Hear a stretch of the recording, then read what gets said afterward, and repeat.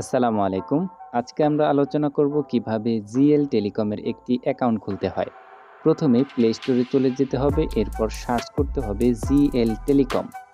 তো আমি এখান থেকে জিএল টেলিকম অ্যাপসটি সার্চ করতেছি।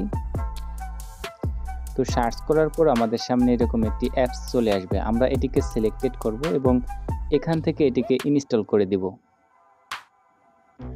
তো আমাদের অ্যাপসটি ইনস্টল হয়ে গেলে আমরা এটিকে ওপেন করব। তো ইনস্টল হতে কিছু সময় নিতে পারে। তো নেট স্পিড যদি বেশি থাকে সেক্ষেত্রে কিন্তু দ্রুত 2-1 সেকেন্ডের মধ্যেই ইনস্টল হয়ে যাবে। এখন আমরা এটিকে ওপেন করব।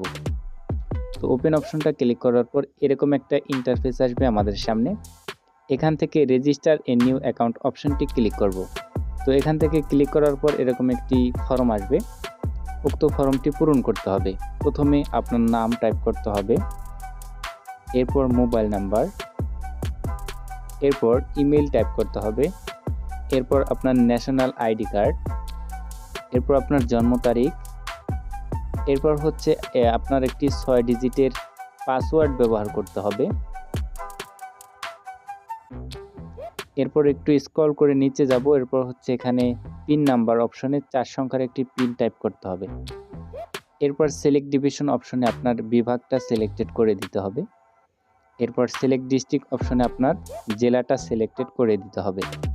তো উপজেলা অপশনে আপনি উপজেলা সিলেক্টেড করে দেবেন। এরপর ভিলেজ অথবা এরিয়া এই অপশনটাতে একটি গ্রামের নাম লিখে দিবেন আপনার। তো বাংলা অথবা ইংরেজি যে কোনো একটা দিলেই হবে। হাউস অপশনে আপনার বাসা ঠিকানা দিতে পারেন। এরপর এখান থেকে আপনি যে কোনো লেভেল সিলেক্টেড করতে পারবেন। আপনি চাইলে এখান থেকে উপরের লেভেলগুলো খুলতে পারবেন, আবার চাইলে ফ্রিতে অ্যাকাউন্ট খুলতে পারবেন। তো আমি এখান থেকে একটি ফ্রি অ্যাকাউন্ট খুলব। তো আপনারা চাইলে এখান থেকে গোল্ড অ্যাকাউন্ট, ভিআইপি অ্যাকাউন্ট অথবা sub admin account, house account, DGM account খুলে নিতে পারবেন। তো এখান থেকে আপনারা যখন এগুলো সিলেক্টেড করে এটা অ্যাকাউন্টটা খুলবেন, পরবর্তীতে আপনারা 200 টাকা পে করে দিতে পারবেন। তো আমি এখান থেকে একটি ফ্রি অ্যাকাউন্ট খুলব, রিটেলার অ্যাকাউন্ট। এরপর হচ্ছে এখান থেকে রেজিস্টার এ নিউ অ্যাকাউন্ট অপশনটি ক্লিক করব। তো ক্লিক করার পর আমাদের অ্যাকাউন্টটি কিন্তু ওপেন হয়ে গেছে। এখন আমরা এটিকে নাম্বার এবং পাসওয়ার্ড বসিয়ে অ্যাপসটি লগ ইন করব। এরপর লগ ইন অপশনটি ক্লিক করলে আমাদের এটি লগ ইন হয়ে যাবে এবং সকল পারমিশনগুলো আমরা অন করে দেব, অ্যালাউ করে দেব। তো অ্যালাউ করে দেওয়ার পর আমাদের সামনে এরকম একটি নোটিশ শো করবে। আমরা নোটিশটি ভালোভাবে পড়ে নেব। পড়ে নেওয়ার পর এখান থেকে আমরা নোটিশ অপশনটি ক্রস করে দেব। তো আমাদের এখান থেকে সকল সার্ভিস কিন্তু আমরা উপভোগ করতে পারবো। তো এখানে 3টা স্লাইড আছে, হোম স্লাইড, রিচার্জ স্লাইড এবং তালিকাতা স্লাইড। তো আপনারা 3টা স্লাইড কিন্তু এখান থেকে ব্যবহার করতে পারবেন এবং সকল সার্ভিসগুলো এখান থেকে উপভোগ করতে পারবেন। এখন আমি আপনাদেরকে দেখিয়ে দিচ্ছি আপনারা কিভাবে পিন এবং পাসওয়ার্ড পরিবর্তন করবেন। উপরে 3 ডট মেনু অপশনে আমরা ক্লিক করব। ক্লিক করার পর এখান থেকে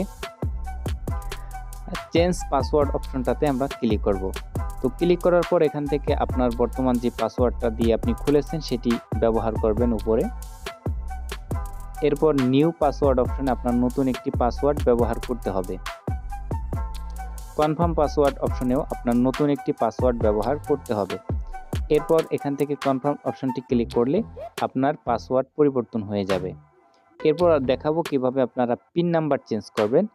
তো পিন নাম্বার চেঞ্জ করার জন্য এখান থেকে চেঞ্জ পিন অপশনটি ক্লিক করবেন। ক্লিক করার পর সেম প্রসেসে আপনারা যেভাবে পাসওয়ার্ড পরিবর্তন করতে হয় ঠিক সেভাবে কিন্তু আপনারা পিন নাম্বার এখান থেকে পরিবর্তন করে নিতে পারবেন।